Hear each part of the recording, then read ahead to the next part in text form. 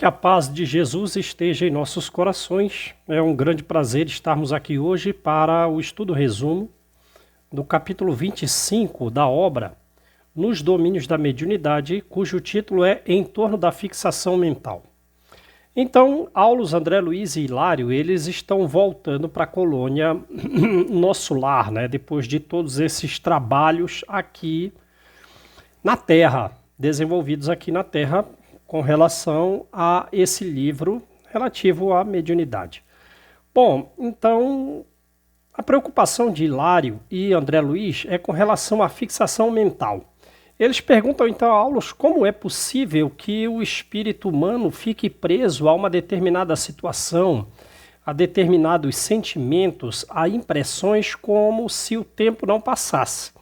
E de todos os relatos do livro, o que mais lhes marcou com relação a esse assunto foi o caso do estrangulador da Toscana no século X. E Hilário pergunta se ele, então, desde o século X, portanto, há um milênio, ele ainda não reencarnou.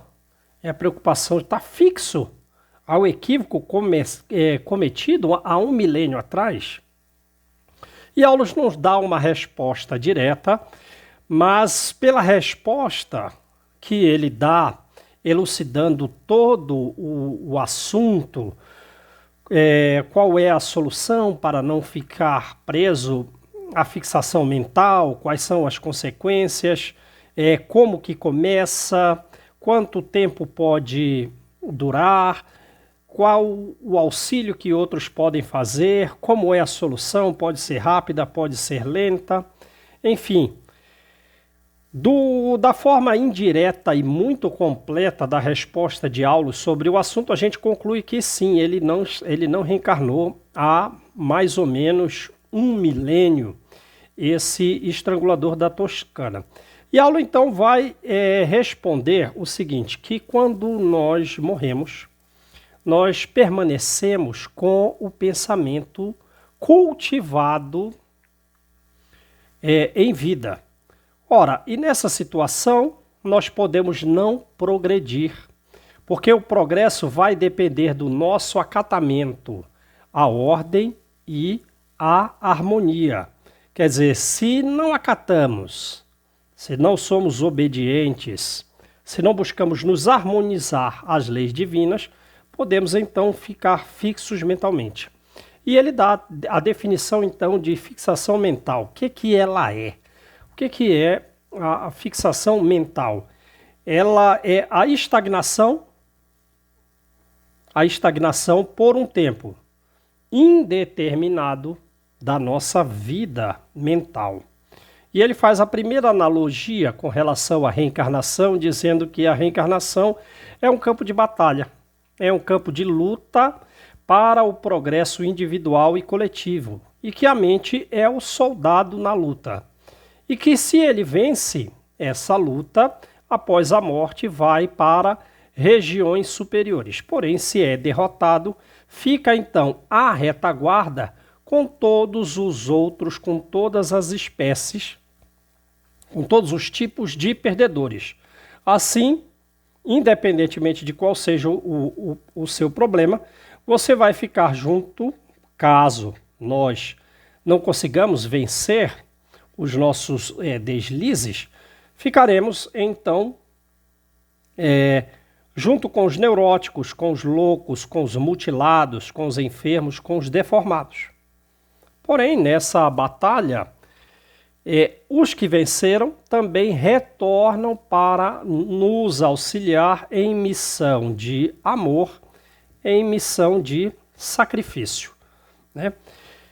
E que então para o soldado vencedor, aquela mente que venceu a si mesma, o tempo, como ela está na satisfação dos interesses divinos com relação a si mesma, cumprindo as suas metas, os seus trabalhos, o tempo para ela parece passar rapidamente, é um tempo leve. Enquanto para o derrotado que fica nas malhas da angústia, o tempo parece estagnado, o tempo parece pesado, né? o tempo parece pesado. Então, digamos assim, como que começa esse processo de fixação mental? Esse processo pode começar por qualquer grande perturbação. Qualquer grande perturbação vinculada à paixão, vinculada ao desânimo, vinculado ao desespero, à vingança, à crueldade, né? Qualquer uma dessas grandes perturbações pode nos levar a uma estagnação da mente por tempo indefinido. E qual é a solução então? A solução é o trabalho constante.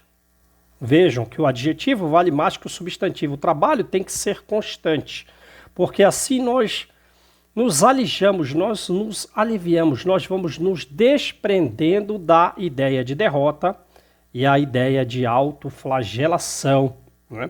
Como consequência da derrota, o trabalho constante. Ora, então, do contrário, palavras literais de Aulo, do contrário, quer dizer, se o trabalho não é constante ou se não há trabalho, nós ficamos como fantasmas da aflição. Porque, advindo a morte, naturalmente, em caráter inesperado, como uma surpresa, a experiência íntima, ela fica mais aflorada. E então nós podemos nos assemelhar aos animais que hibernam, porque tudo que nós veremos, ouviremos e perceberemos se encontra relacionada com aquela ideia fixa que pode demorar um longo prazo para sair, para dela nós nos livrarmos, né? Então, se começa com a paixão, o desânimo, o desespero, a vingança, ao longo do tempo, o conteúdo é o ócio, o nosso próprio ócio, o nosso próprio ódio, a nossa própria dor. E aí André Luiz lembra de que viu espíritos como múmias, dormindo e girando a mente em torno do pesadelo dos erros praticados. É do livro Mensageiros, lembram, né? E que ele encontrou no Campos de Paz, aquela colônia espiritual, 1980, espíritos deitados numa cama, e ele aproximou-se da cabeça de uma mulher que havia assassinado o marido com veneno, e como o veneno não fez um efeito imediato, ela usou um machado e depois o colocou no trilho do trem.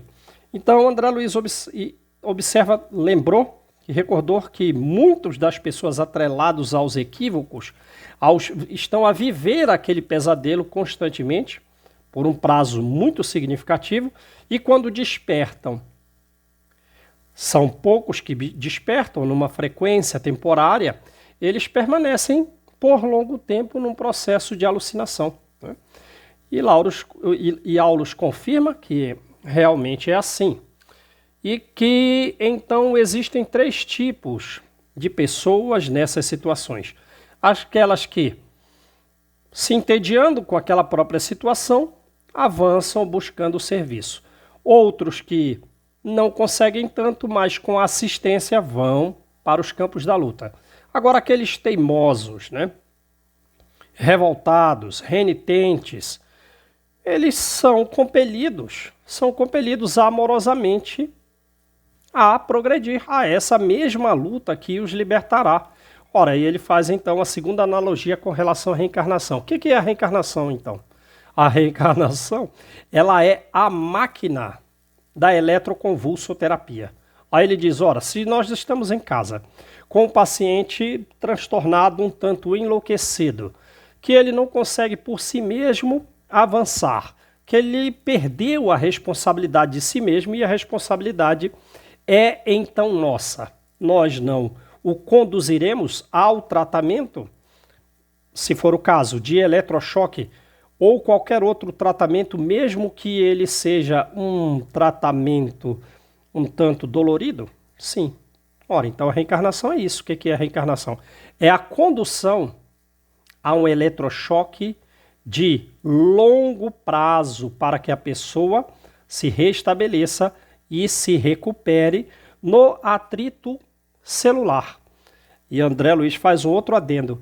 Então, essa mesma razão da fixação mental, que muitas vezes os espíritos se comunicam na reunião mediúnica com uma amnese com relação a todos os outros assuntos, eles estão fixos naquele ponto, muitas vezes eles não lembram nem dos seus próprios nomes. Não lembra quem são, quem foram. Sim, é verdade. E no próprio livro, Nos Domínios da Mediunidade, tem um exemplo daquele filho que agrediu o pai lançou uma maldição, ele desencarnou vinculado à maldição, que era, né, que o seu braço virasse um galho seco, e ele no plano espiritual se manifestava com um galho seco. E ele ficou tão fixo mentalmente nessa questão que ele não sabia o nome dele mesmo, né? E diz então que o tratamento na reunião mediúnica tem que ser um diálogo com imenso amor, com imenso carinho. Ora, dito isso, o Aulus continua. Então, a reencarnação é a solução célere, rápida para todas essas espécies de problemas? Não. Não, não é. Na maioria dos casos, essa recuperação é lenta. E ele mostra, então, ele dá os exemplos dessa recuperação lenta. O retardamento, primeiro exemplo que ele diz, o retardamento infantil, que somente o acendrado amor dos pais é capaz de conferir calor e vitalidade para o progresso dos filhos. Outro exemplo que ele dá é a esquizofrenia, e o terceiro é a paranoia, em que a pessoa perdeu o bom senso, a proporção de bom senso e muitas vezes até mesmo o conhecimento a respeito de si mesmos, né? Tendo falsos conceitos em torno de si. E ele então generaliza. Basicamente, todas as debilidades mentais congênitas são frutos de uma fixação mental anterior, né? E a pessoa segue então do berço ao túmulo neste sofrimento recuperativo, em que contribuem para que eles saiam dessa situação os tratamentos humanos, as exigências familiares, os costumes sociais, os atritos sociais, como espécie de chamamentos externos, como espécies de extroversão, para que eles vençam a introversão da fixação mental em que giraram. Que Jesus nos abençoe.